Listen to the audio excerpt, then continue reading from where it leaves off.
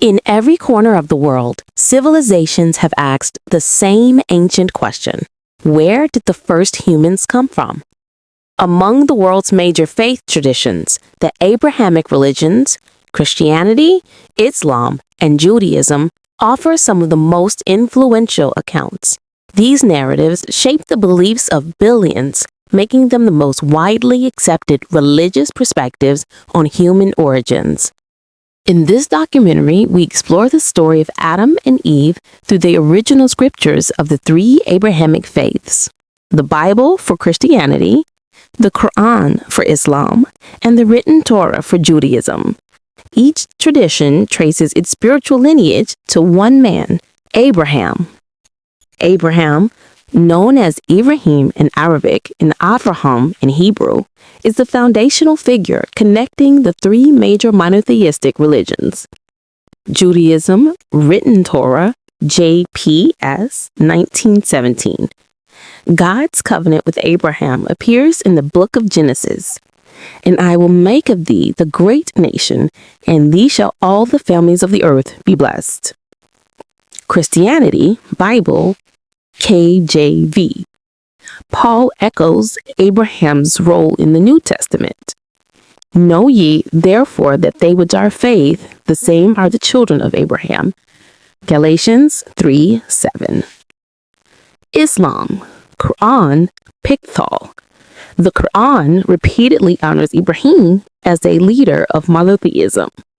Lo, Abraham was a nation obedient to Allah, by nature upright, and he was not of the idolaters.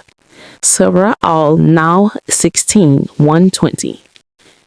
Though their histories diverge, all three religions trace their spiritual identity to Abraham. From this shared heritage arises their shared narrative of the first humans.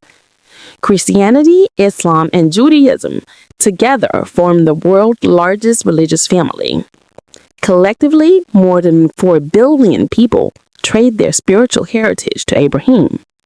Population overview, general approximate. Christianity, 2.4 billion. Islam, 2 billion. Judaism, 15 million.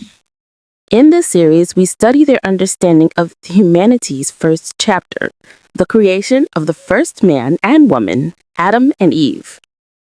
We begin in descending order of global followers, starting with Christianity, then Islam, and finally Judaism.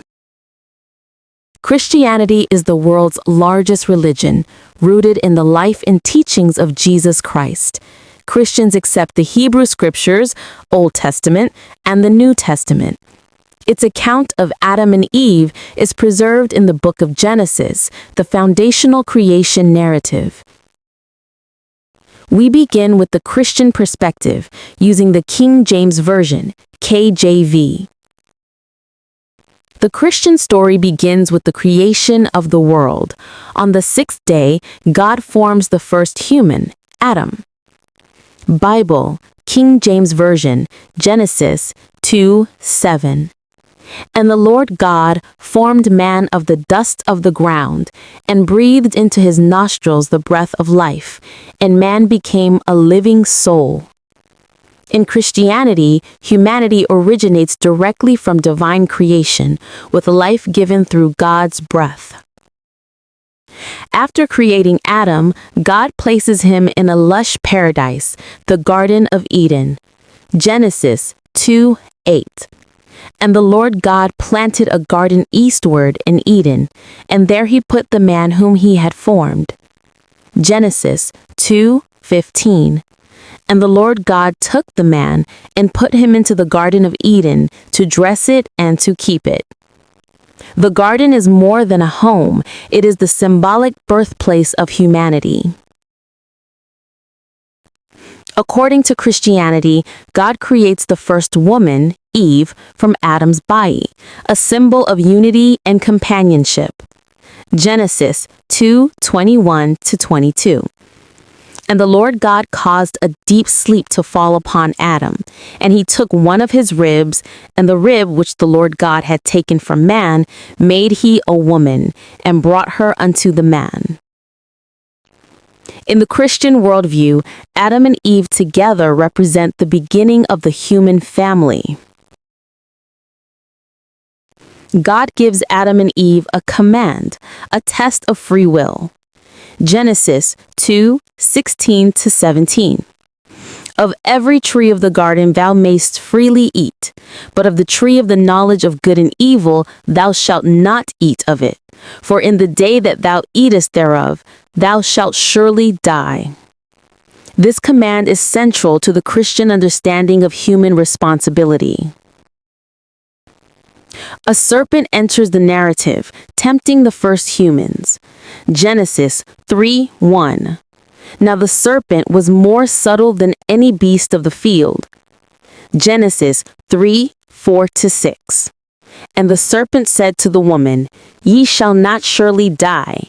And when the woman saw that the tree was good for food, she took of the fruit thereof, and did eat, and gave also to her husband with her, and he did eat. This act becomes known as the fall, a turning point in Christian theology. Genesis 3:23. Therefore, the Lord God sent him forth from the Garden of Eden. Genesis 3:19. In the sweat of thy face shalt thou eat bread, for dust thou art, and unto dust shalt thou return. The consequences reshape human existence, introducing hardship, mortality, and the human condition,